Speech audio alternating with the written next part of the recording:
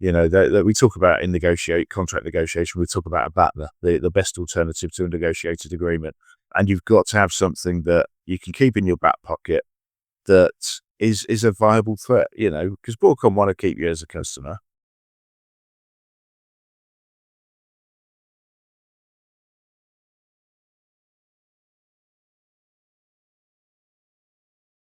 So Barry, it's good to see you. Obviously, I see a lot of you, but it's good to see you on the Tech Leaders podcast again. It's been a couple of months since our last discussion. A lot has happened since then, so we thought it was a good time to bring you back on to bring the listeners up to date.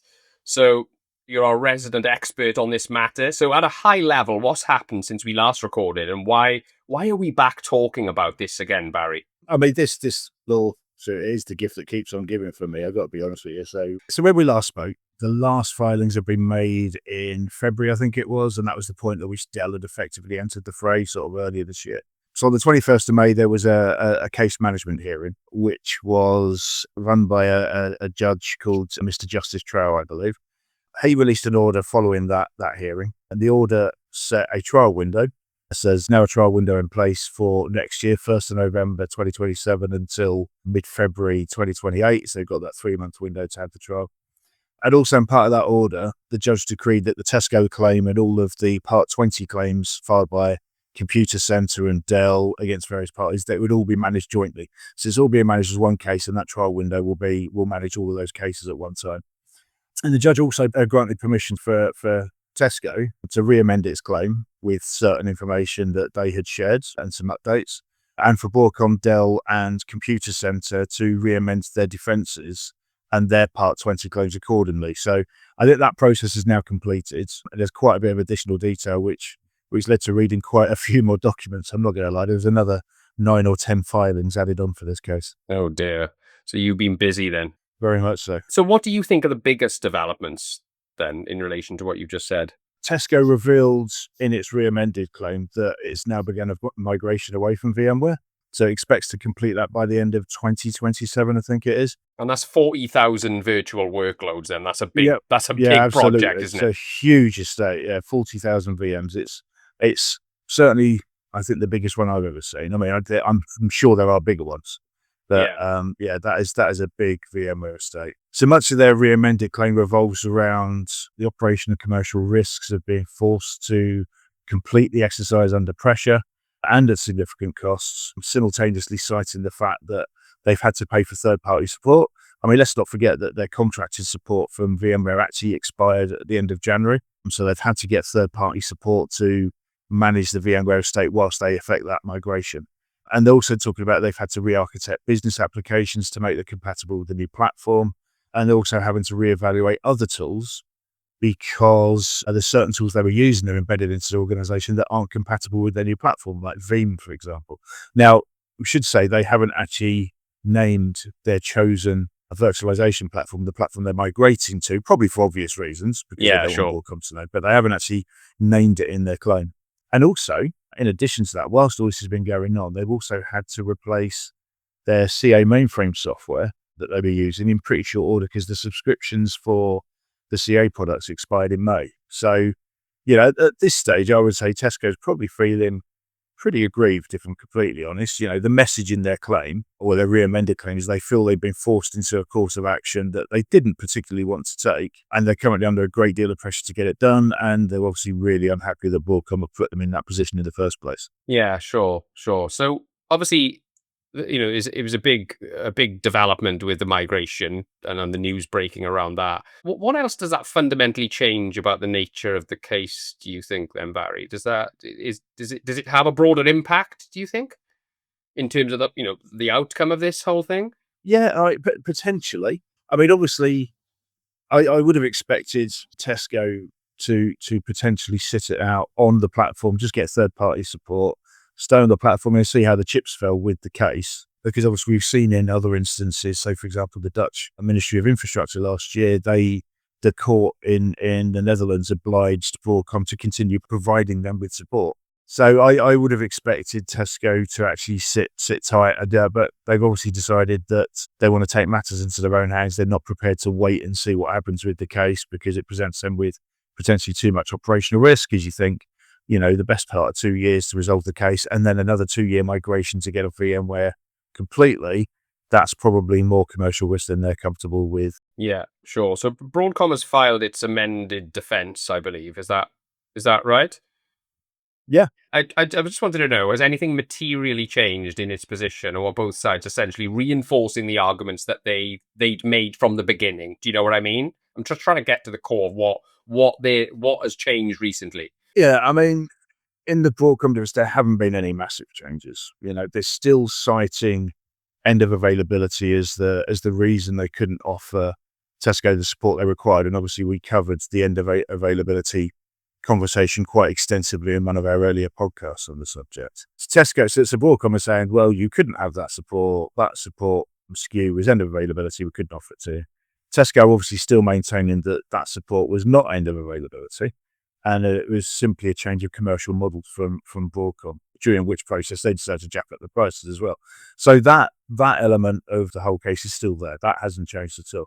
And obviously, Broadcom so Tesco is still citing abuse of a dominant market position under competition law. Broadcom are still saying they haven't abused their dominant market position. What they are now using as evidence out, they're pointing to the fact that Tesco actually are able to migrate away. They're going to an alternative platform. So that choice is there, so therefore Broadcom can't be guilty of abusing the dominant market position. I mean, is that completely fair? I mean, they're not wrong. There are other options, but there's also, several reasons why VMware's market share is so significant, because it is the best virtualization platform. It has been for some time. And it's probably, I think we talked about this before, it's probably used by sort of something, it's anywhere between 40 and 60% of enterprise businesses. So they do, I think they do have a dominant position in the market. Whether they've abused it or not, I mean, that's for the judge to decide of them. Yeah. So Tesco are obviously placing even greater emphasis on its Chapter 2 competition argument, you're saying, yeah. Mm-hmm. Has the case become more, in your opinion, do you think it's more about, the market dominance thing than the contract interpretation now then? Is that what you're saying? That they're pushing that angle more than the nuances in the contract? Yeah, I mean, it's an interesting question. I think just from reading the new filings, and particularly Tesco's amended claim, there is an overwhelming sense that Tesco are really hammering home the point about market dominance. The words, and I'll put this in quotes, the words unlawful behavior have appeared significantly more now than previously when they're describing Broadcom's behavior and actions in this regard. That said, the supermarket does still want injunctive relief. They feel they've been deeply wronged in the interpretation of the contracts. They thought it had in place to secure support pricing for the future. And as I say, they're naturally now, they are claiming they've been forced into a migration that they didn't want to have to do. So I think they're still pushing the breach of contract and Broadcom inducing Computacenter to breach contract. But I do feel like they really are hammering the market dominance position now as well. Yeah, it definitely seems that way, doesn't it? So let's quickly talk about the timetable then, Barry. The trial is now scheduled to run from, I'll have to double check this, November 27 through to February 28. Yep. So that's it's not November 26, November 27 November to February I 28. think that speaks volumes of how backed up the England and Wales court system is, to be honest with you. Yeah. I'm glad you included Wales in that, by the way, but yeah. Well, it is our legal system, I mean, just as an example, I think I put a LinkedIn post out the other day that the Court of Appeals just this week handed down judgment on a Microsoft versus Value licensing case that's been ongoing for 5 years now. So it gives you some kind of clue as to what's going on. But yeah, so I don't think there'll be too much happening now potentially before the trial itself. I mean, obviously, I'm not a legal expert in this regard, but I mean, there's a pre-trial review scheduled for, I think it's spring of next year. I guess the whole process now is going to be around sort of discovery and evidence, because we need to bear in mind that all we've seen so far are the particulars of the claims and the defences in the legal filing. So there's got to be evidence produced to back up those claims, and discovery hasn't taken place yet. So that'll be what's going to happen next. I mean, I'll be honest, I can't see either side backing down, to be quite honest with you. I think Tesco feel that they are out of pocket because of Broadcom's actions, and they've been pushed into doing something they might not otherwise have done, and I can tell you from my own experience of dealing with Broadcom on multiple VMware audits, they do not like to admit when they're wrong about something. No. So I can see this going all the way to trial now. But Yeah. whether anything will happen much between it, I think it'll be mainly case management stuff and evidence and discovery and that sort of stuff.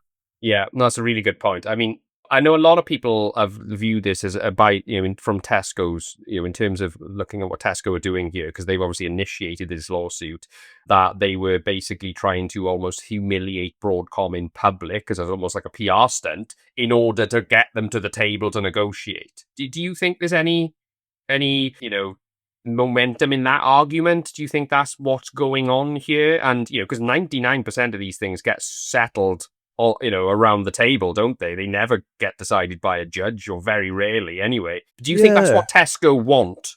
Is that what Tesco are really gearing up for here?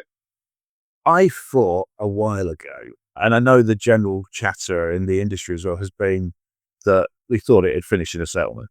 I mean, Tesco must have seen the AT&T versus Broadcom case, which I think was the first major claim against Broadcom in the post-VMware acquisition. That was settled fairly quickly. AT&T filed in July 2024. It was settled in September 2024. The settlement was confidential. So I can't help but wonder if Tesco had one eye on that, thinking, come on, we're a really big customer of theirs. We spend a lot of money. I mean, their previous ELA over the 5 years from 2021 to 2026 was something like £24 million. So it was a big enterprise license agreement. So I think they must have had one eye on that, thinking, we can get them to settle there, we can get them to negotiate this. But it was a really interesting opinion piece as well on the Register not that long ago. And the author of that was saying basically they think that Broadcom's bitten off more than it can chew with Tesco.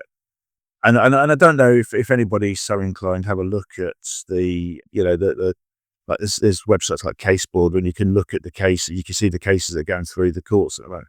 Tesco are quite litigious.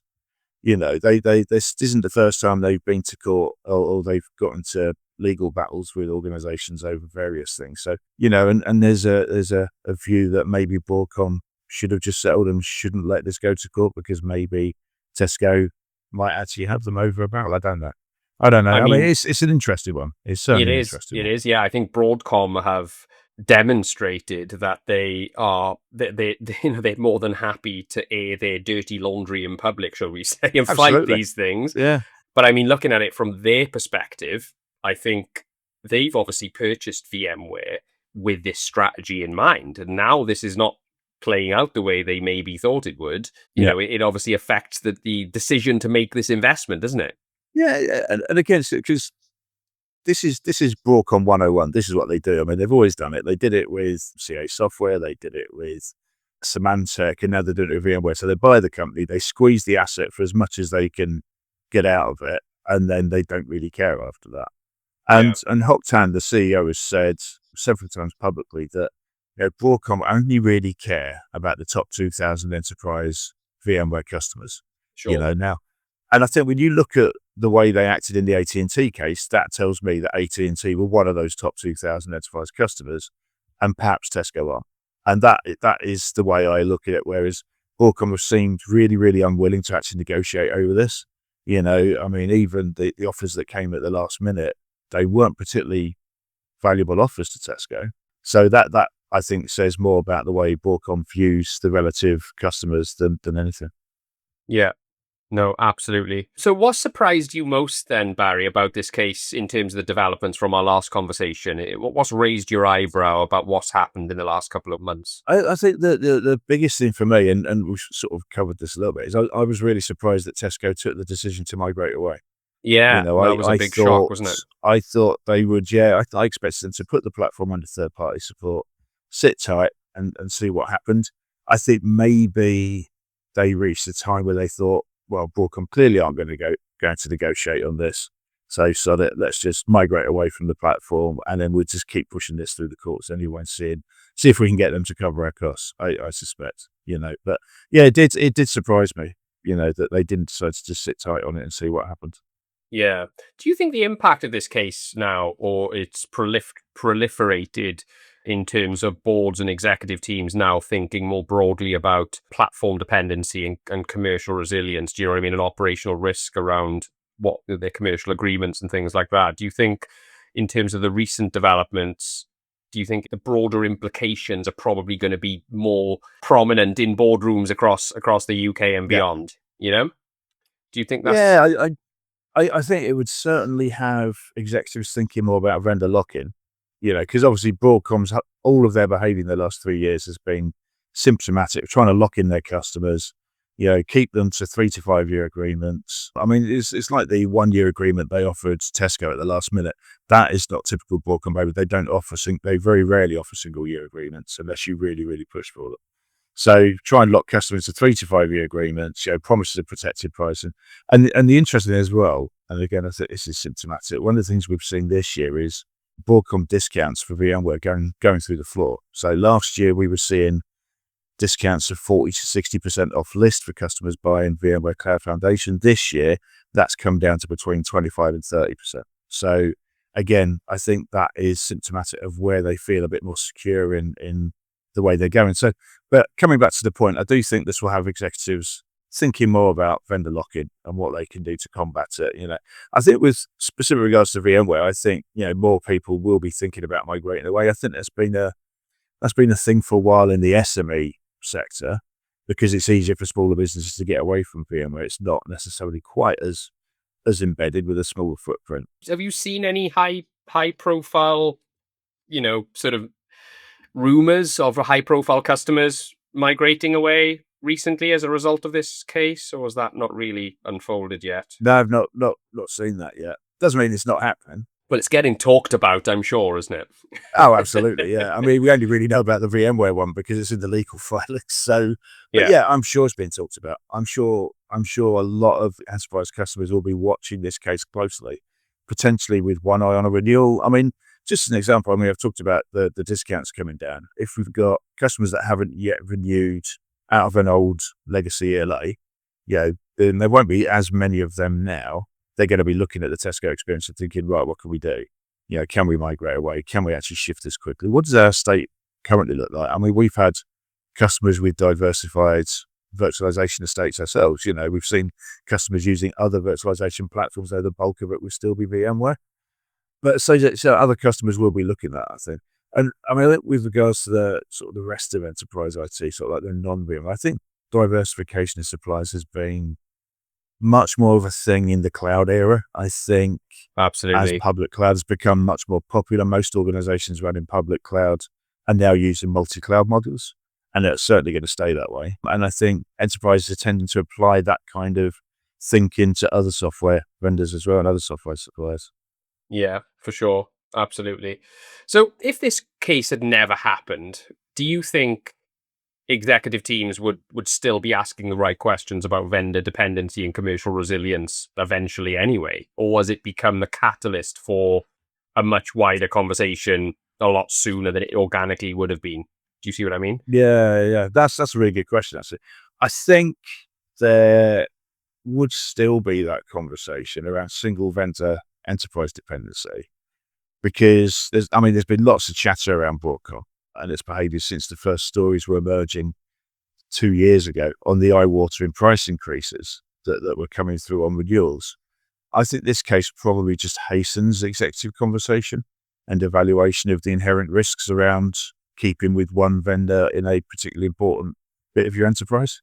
You did bring it up yourself, but I wanted you to elaborate on what really stood out in terms of Broadcom's 1 year offer, made just 22 days before the end of service, and according to Tesco, still around 200% higher than they believed they were contractually entitled to pay. But how significant was that development? What can you tell us about that offer? So, from what we can ascertain from reading Tesco's claim and Broadcom's defence, the offer was made really at the last minute. It was only something like 3 weeks before Tesco's existing support was due to expire for VMware. So somewhere around like the 9th or 10th of January, the offer was made. And it was a 1 year subscription offer because Broadcom have actually said that we were already aware that Tesco were migrating away. So we didn't see the point. It was that offer was designed to give them a bit of breathing space, I suppose, you might say. And it was the first time, as far as I can ascertain as well, that Broadcom had actually offered VMware products unbundled from CA. So if you remember from our previous conversations, the previous offers had been an agreement. There was a 7-year agreement of VMware as CA software all bundled together in one agreement, which was something like 237% higher pricing than Tesco would have paid. At this time, it's just the first time they'd actually unbundled it. And Tesco's response was, look, it arrived too late for us to evaluate it properly. And also, we didn't really understand it. It wasn't sufficiently clear in what it actually represented to us in terms of value. And also, Tesco said it was still 175% higher than they would have paid had Broadcom simply renewed the support that Tesco thought that they were entitled to. Yeah, no, absolutely. We did talk about this in the last conversation, but I just wanted you to talk a little bit about Computacenter's sort of involvement and this sort of reseller role in all of this. So in terms of like, how does Computacenter's involvement change the dynamics of this case?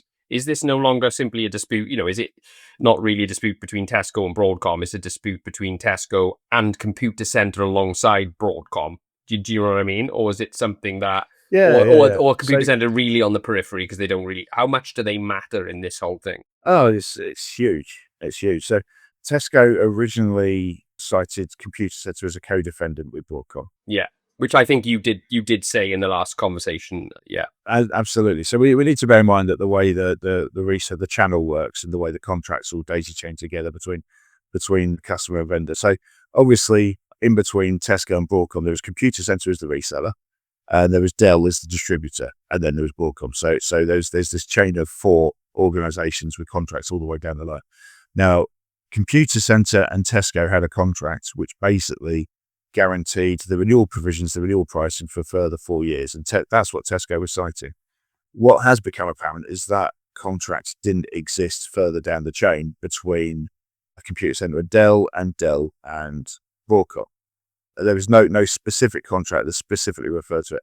That said, Dell have, in their Part 20 claim against Broadcom, they have said, well, actually, in the quotes that we had, that you were happy to sign off, and all of this pricing was stated for the additional 4 years, and that's actually guaranteed, or that's contractually part of the distributor agreement, the ADPA, I think it's called, that Dell was a part of at the time with Broadcom, with VMware as they were at the time, sorry.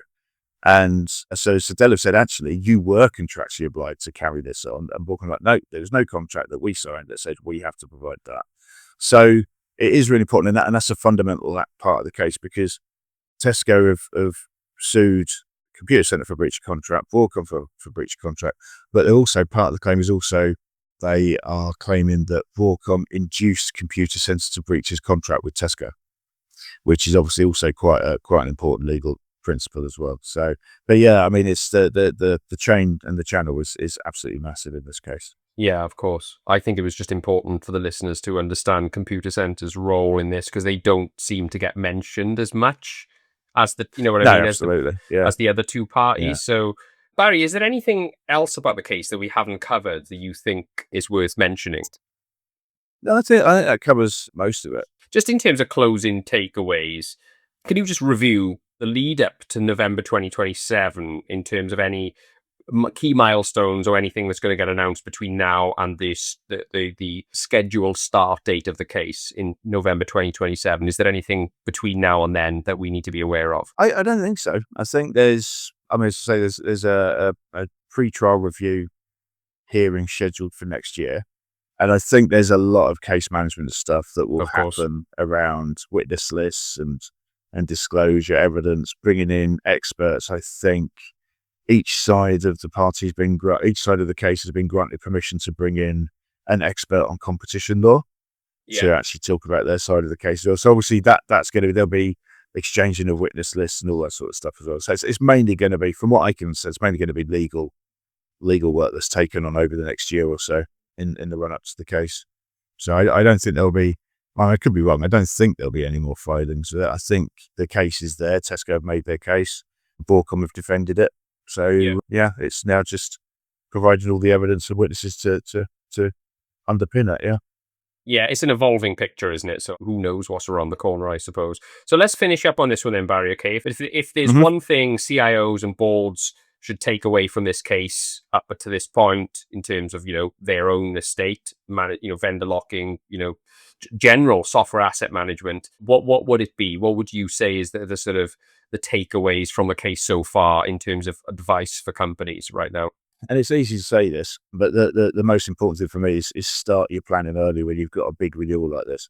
That said, I mean, I think Tesco first tried to invoke their renewal articles in October 2024, so 15 months before they were scheduled to renew. But yeah, I mean, start early, know what your estate looks like, know what the negotiation is going to look like with Broadcom, and also have an alternative.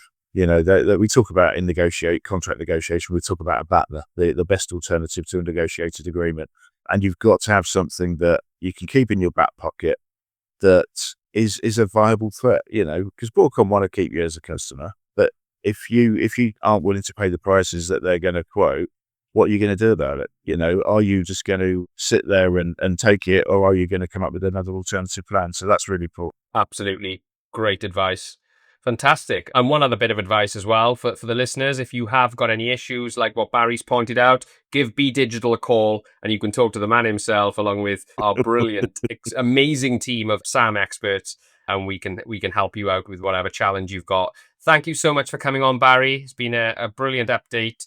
Thanks for coming back on the Tech Leaders podcast. Let's see how things unfold over the next 18 months, I suppose. Yeah, absolutely. Thanks for having me back, guys.